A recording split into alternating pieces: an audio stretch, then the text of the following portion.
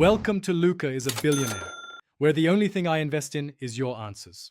You're starting inside the keyboard itself. Open Gboard, SwiftKey, or your phone's built-in keyboard and go straight to Settings, then Themes or Appearance. You want to locate the custom background option that shows an image. Tap it. Once there, select the default or no image theme. This removes the picture from the keyboard surface. Make sure to save or apply the change. Some keyboards require an explicit apply button. If you see a gallery thumbnail, clear or replace it with a plain color before moving on.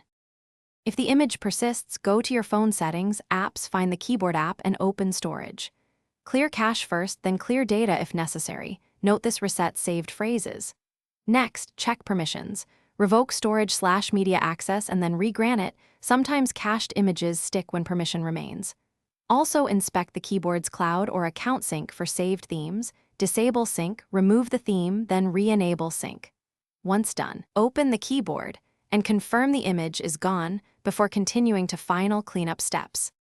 Restart the device to ensure UI caches are cleared. Many visual artifacts vanish after a reboot.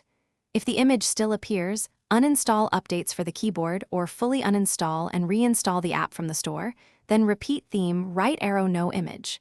Test the keyboard in multiple apps to confirm removal. Troubleshooting tip. If the picture returns, check any third-party launcher or theme app, disable or remove it, because some launchers inject keyboard backgrounds. Finally, restore. Thanks for watching and please subscribe. It's the best investment you'll ever make.